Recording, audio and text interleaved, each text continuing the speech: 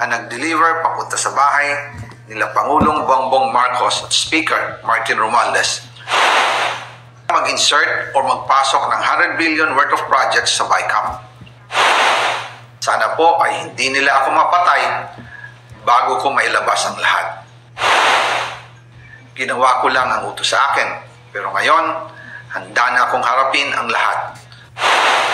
Ginagamit ng administrasyon ang buong resources ng bansa para tumahimik ako. That he will shoot me if I will talk. Gagamitin ako bilang panakipbutas sa kanilang kampanya laban sa korupsyon. Hindi na ako mananahimik, ilalabas ko ang lahat ng katotohanan. May resibo, may ebidensya, at may pangalan. Again, I informed the Speaker and asked clearance about the instructions ng Pangulo. At ang sabi niya, wala tayong magagawa. Kaya po nagtataka ako kung bakit sinasabi ni Pangulo na hindi niya makilala ang budget. Samantalang lahat na binawas at dinagdag sa mga ahensya ng gobyerno ay humihingi ng approval sa kanya si Sec. Mina Pangandaman. Bago namin ginawa o tinapos ni Senator Chis Escudero during the BICAM. Sinabi pa ni Sec. Mina, everything is cleared with the President. Basta importante, pasok ang pondo na request ng Pangulo. The following day, sinabi ni Sec. Mina, approve na si Presidente BBM sa lahat na binawasan na ahensya. Masaya na ang Pangulo dahil naipasok ang gusto niyang 100 billion insertion. Wala pong perang napunta sa akin. Lahat po ng insertion napunta sa ating Pangulo at Speaker Martin Romualdez. Ako lang at ang aking mga tao, sila Paul Estrada, Mark Tiksay, at ang aking mga security ang nag-deliver papunta sa bahay nila Pangulong Bongbong Marcos at Speaker Martin Romualdez sa North Forbes Park, South Forbes Park, hanggang sa Malacanang. Yung mga deliveries po ay merong record ang aking mga tao. Totoo po yung sinasabi ni Orly Gutesa na nag-deliver siya sa Forbes Park. Totoo din po ang sinasabi ni Orly Gutesa na nag-deliver siya sa Malacanang nung siya ay nasa Senado.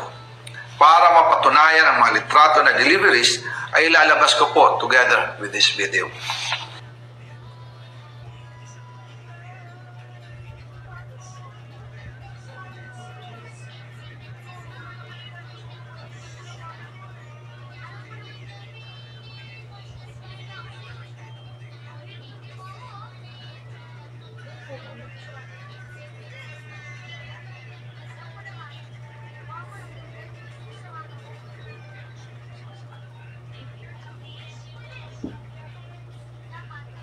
After po ng approval ng budget sa General Appropriations Act of 2025, nagtanong po ako sa DPWH kung magkano ang kailangan na ibigay sa Office of the President o ang SOP na bigayan. Ang sinagot sa akin ay 25%. Ang ibig sabihin nito, 25% ng 100 billion ang SOP na kailangan ibigay kay BBM mismo. In total, 25 billion ang napunta kay Pangulong Bongbong Marcos. Kaya ngayon ay hinahamon ko si Ombudsman Remulla kung seryoso talaga siya sa mga sinasabi niya sa kanyang press release na idadamay niya pati si Martin Romualdez kung magbibigay ako ng ebidensya. Patunayan niya ngayon ang pronouncement niya. Imbestigahan niya ang fraternity Brad at ang kanyang kaibigan na si Speaker Martin Romualdez kung talagang tutupad siya sa tungkulin niya. Imbestigahan din niya si President Bongbong Marcos. Sabi nga ni BBM ng SONA, let's do it right at mahiya naman kayo, hindi po ba? Nananawagan din po ako sa Senado na imbestigahan ang 100 billion insertion ni Presidente. Alam ko po na hindi gagawin ni Ombudsman Remulla ang hamon ko. Pero magaling ang Senado sa imbestigasyon at ako ay naniniwala na dahil sa kanila, lalabas ang katotohanan.